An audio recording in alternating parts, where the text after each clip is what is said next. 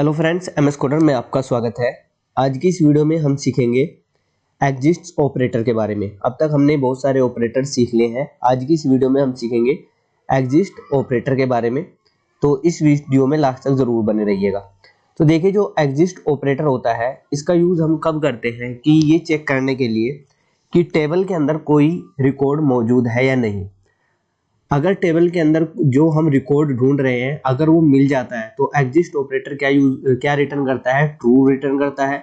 अगर वो रिकॉर्ड नहीं मिलता तो एग्जिस्ट ऑपरेटर फॉल्स रिटर्न करता है। और जो एग्जिस्ट ऑपरेटर होता है इसका यूज हम करते हैं सब क्वेरी के साथ। यानी कि जब हम कोई क्वेरी टाइप करते हैं, क्वेरी बनाते हैं, तो उसके अंदर दो क्वेरी होती है। एक आउटर क्वेरी होती है जिसको हम मेन क्वेरी भी बोल सकते हैं, और एक सब क्वेरी होती है।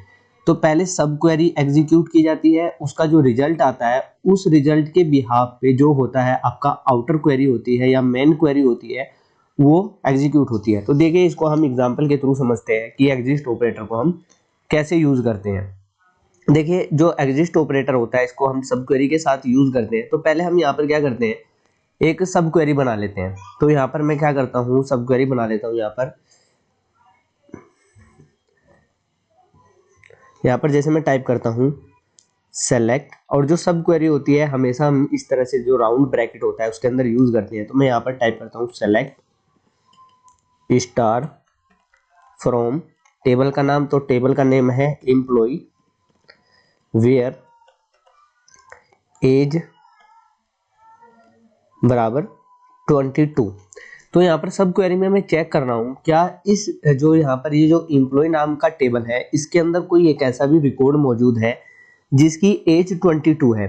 तो ये सब क्वेरी क्या करेगा, टेबल के अंदर इस कंडीशन को चेक करेगा। अगर ये कंडीशन इसको मिल जाती है तो ये क्या करेगा, इसका रिकॉर्ड यहाँ पर आपको फेच करके दे देगा। अब मैं क्या करता हूँ, इस सब क्वेरी के हिसाब से यहाँ पर हम क्या करते हैं, आउटर क्वेरी बनाते हैं।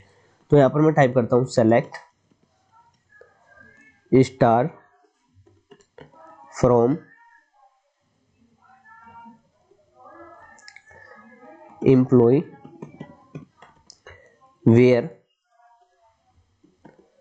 अब यहाँ पर हम टाइप करेंगे एग्जिस्ट ऑपरेटर को। यहाँ पर अब हम यूज करेंगे एग्जिस्ट ऑपरेटर, एग्जिस्ट्स। अब यहाँ पर देखिए क्या होगा, इसको समझते हैं हम।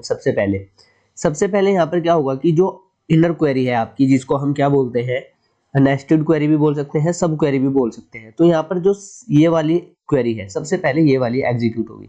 तो ये क्या करेगा, इस टेबल के अंदर एक ऐसा रिकॉर्ड ढूंढेगा जिसकी एज 22 है। तो यहाँ पर इसको ये रिकॉर्ड मिल जाएगा आईडी नंबर 4 पे। तो ये क्या करेगा, आईडी नंबर 4 पे जैसे ही इसको रिकॉर्ड मिला तो ये इस रिकॉर्ड को रिटर्न कर देगा। अब एग्जिस्ट क्या करेगा, ये चेक करेगा कि जो सब क्वेरी है उसने कुछ रिटर्न किया है या नहीं। अगर सब क्वेरी कुछ रिटर्न करता है तो एग्जिस्ट उसको क्या करता है, एज अ ट्रू ट्रीट करता है। यानी कि यहाँ से जो ये आपकी सब क्वेरी है इसने एक रिकॉर्ड रिटर्न किया तो एग्जिस्ट क्या करेगा, उस रिकॉर्ड को ये एज अ ट्रू मानेगा, यानी कि इसको ये ट्रू मानेगा। अगर ये इसकी वैल्यू ट्रू हो जाती है तो जो आउटर क्वेरी है ये क्या करेगा, आपके टेबल के अंदर से सारे डेटा को गेट करके दे देगा।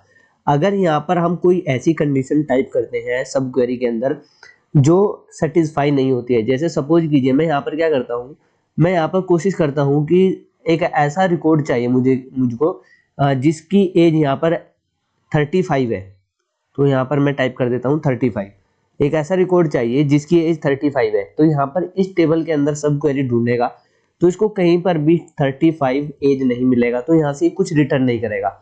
जब यहाँ से कुछ भी रिटर्न नहीं करेगा तो एग्जिस्ट ऑपरेटर है ये इसको एज अ फॉल्स ट्रीट करेगा, और जो आपका आउटर क्वेरी है वो कुछ भी रिटर्न नहीं करेगा। तो चलिए इसको हम क्या करते हैं, सिस्टम पर भी हम इसको रन करके देख लेते हैं। तो यहाँ पर हमारे पास एक टेबल है जिसका डेटा हमने यहाँ पर टेस्ट करने के लिए पहले से ही सिलेक्ट क्वेरी की हेल्प से यहाँ पर डिस्प्ले कराया हुआ है। और यहाँ पर हमने क्या किया हुआ है, सेम उसी जो अभी हमने एग्जिस्ट ऑपरेटर देखा था उसका यूज करके हमने एक यहाँ पर क्वेरी बनाई हुई है। तो इसको हम एग्जीक्यूट करते हैं। तो देखिए, जैसे ही मैं इसको एग्जीक्यूट करता हूँ, मैंने जैसे ही इसको एग्जीक्यूट किया तो अब आप देख सकते हो कि आपके पास सेम रिकॉर्ड आ रहा है जो आप सेलेक्ट के हेल्प से एग्जीक्यूट कर रहे थे। अगर मैं इसको यहाँ से जो यहाँ पर सब क्वेरी है इसको मैं कॉपी कर लेता हूँ और इसको यहाँ पर मैं पेस्ट कर देता हूँ। अब मैं इन दोनों को क्या करता हूँ, एक साथ एग्जीक्यूट करता हूँ।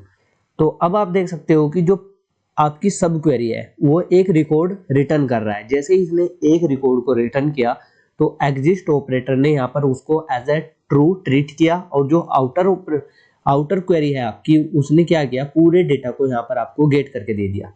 अब मैं यहाँ पर क्या करता हूँ, कंडीशन को चेंज कर देता हूँ। जैसे मैं 35 कर देता हूँ और यहाँ पर मैं 35 कर देता हूँ।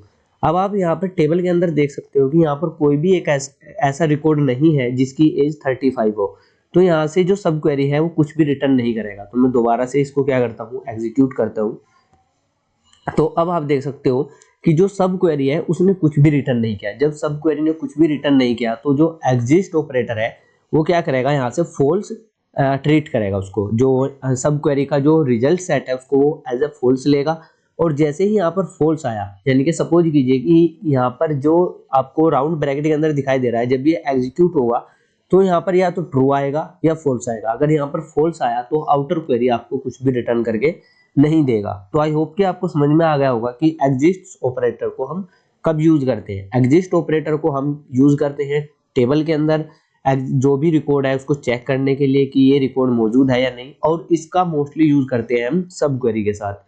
तो आज की इस वीडियो में सिर्फ इतना ही रखते हैं। अगर ये वीडियो आपको हेल्पफुल लगी हो तो इस वीडियो को लाइक जरूर कीजिएगा, और अगर अभी तक आपने इस चैनल को सब्सक्राइब नहीं किया है तो इस चैनल को जरूर सब्सक्राइब कर लीजिएगा। Thanks for watching.